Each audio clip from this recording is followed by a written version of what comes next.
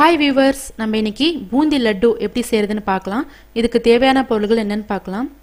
1 cup கடலை மாவு, 1 cup சர்க்கரை, 1 கப் சர்க்கரைக்கு அரை கப் தண்ணி, 7-8 முந்திரி எடுத்து உடைச்சி வச்சுக்குங்க, 7-8 திராட்சை,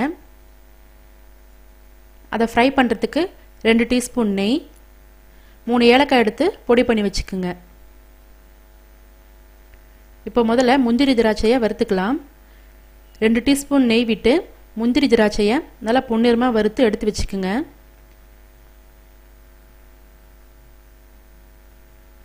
இப்போது சர்க்கரை பாகு ரெடி பண்ணிக்கலாம். கடாயில் எடுத்து வச்சிருக்கிற சர்க்கரையை போட்டுக்குங்க. இப்போ அதில் 1/2 கப் தண்ணி ஊற்றி நல்லா கலக்கி விடுங்க. இதை நல்லா கொதிக்கணும்.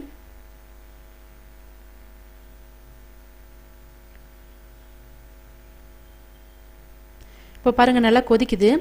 இப்போ நம்ம இதில் பொடி பண்ணி வச்சுருக்கிற ஏலக்காய் போட்டு நல்லா கலக்கிக்கலாம். இப்போ சர்க்கரை பாகு ரெடி ஆயிடுச்சு. இந்த மாதிரி கரண்டியில் தூக்கி ஊற்றினீங்கன்னா ஒரு நூல் மாதிரி விழுகும். அந்த மாதிரி விழுந்ததுன்னா சர்க்கரை பாகு ரெடி ஆயிடுச்சுன்னு அர்த்தம். இப்போது மாவை கரைச்சிக்கலாம். ஒரு பவுலில் எடுத்து வச்சுருக்கிற கடலை மாவு போட்டுக்குங்க. இப்போ அதில் கொஞ்சம் கொஞ்சமாக தண்ணி ஊற்றி கட்டி இல்லாமல் நல்லா கரைச்சிக்குங்க. தண்ணியை கொஞ்சம் கொஞ்சமாக ஊற்றி கரைங்க. இப்போ பாருங்கள், கரைச்சாச்சு. மாவு வந்து ரொம்ப கெட்டியாகவும் இருக்கக்கூடாது, ரொம்ப தண்ணி மாதிரியும் இருக்கக்கூடாது. ஒரு தோசை மாவு பதத்துக்கு இருக்கணும். இப்போ பாருங்கள், மாவு சரியான பதத்தில் இருக்கா நம்ம செக் பண்ணிக்கலாம். இந்த மாதிரி ஒரு ஓட்டையான கரண்டி, ஒரு அரிக்கரண்டி எடுத்துக்குங்க. இப்போ அதில் இன்னொரு கரண்டியால் இந்த மாதிரி மாவு ஊற்றுங்க. அப்படி ஊற்றும்போது கீழே அந்த ஓட்டை வழியாக பூந்தியாக விழுகும். பாருங்கள், இந்த மாதிரி சொட்டு சொட்டாக பூந்தியாக விழுகுது. இந்த மாதிரி விழுந்தால் மாவு சரியான பதத்தில் இருக்குன்னு அர்த்தம். இப்போது ஒரு வடைச்சட்டியில் 1/4 லிட்டர் எண்ணெய் எடுத்துக்குங்க. இப்போ நம்ம வந்து பூந்தி பண்ணலாம். எண்ணெய் வந்து ரொம்ப ஹீட்டாகவும் இருக்கக்கூடாது, ரொம்ப ஹீட் கம்மியாகவும் இருக்கக்கூடாது, மீடியம் ஃப்ளேமில் இருக்கணும். இப்போ அதே போல் கரண்டி யூஸ் பண்ணி இந்த மாவு எடுத்து ஊற்றுங்க. இந்த மாதிரி ஊற்றுங்க, கீழே பூந்தியாக விழுகும். கரண்டி இந்த மாதிரி சுற்றிட்டே ஊற்றுங்க, இல்லைன்னா ஒரே இடத்துல குட்டாக விழுந்துடும். கரண்டி வந்து ரொம்ப தூக்கி நீங்கள் ஊற்றக்கூடாது. தூக்கி மாவு ஊற்றினீங்கன்னா நீளமாக விழுந்துடும்.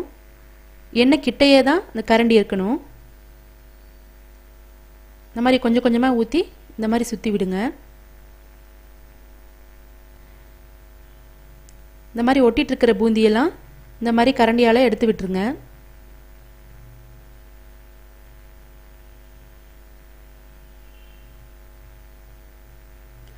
இப்போது ஃப்ரை ஆயிடுச்சு. இப்போ எடுத்துடலாம்.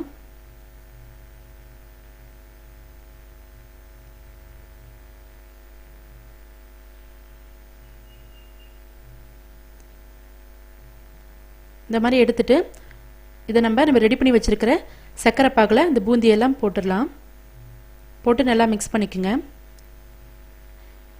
இதே போல் எல்லா மாவையும் எண்ணெயில் பொரித்து பூந்தியாக பண்ணிவிட்டு சர்க்கரை பாகில் சேர்த்துடுங்க.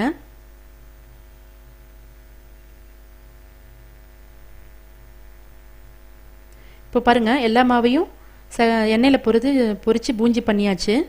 இப்போ இதில் நம்ம ஃப்ரை பண்ணி வச்சுருக்கிற முந்திரி திராட்சையை போட்டு நல்லா மிக்ஸ் பண்ணிக்கலாம்.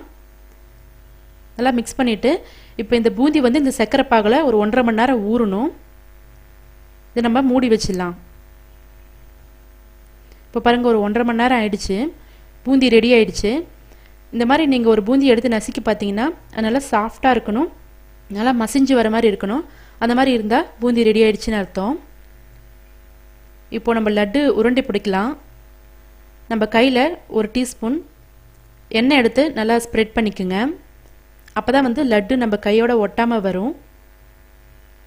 இந்த மாதிரி உங்களுக்கு எந்த சைஸ் வேணுமோ அந்த சைஸில் எடுத்து நல்லா உருண்டை பிடிச்சிக்கோங்க.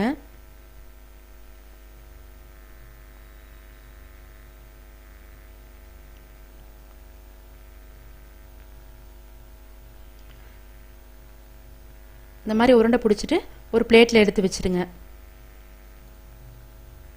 இப்போது சுவையான பூந்தி லட்டு ரெடி ஆயிடுச்சு. நீங்களும் உங்கள் வீட்டில் செஞ்சு பாருங்கள். உங்கள் கமெண்ட்ஸ், ஃபீட்பேக்ஸை சொல்லுங்கள். உங்களுக்கு பிடிச்சிருந்தா உங்கள் ஃப்ரெண்ட்ஸ்க்கும் இந்த வீடியோவை ஷேர் பண்ணுங்கள். எங்கள் சேனலை சப்ஸ்கிரைப் பண்ணுங்கள். பாய்.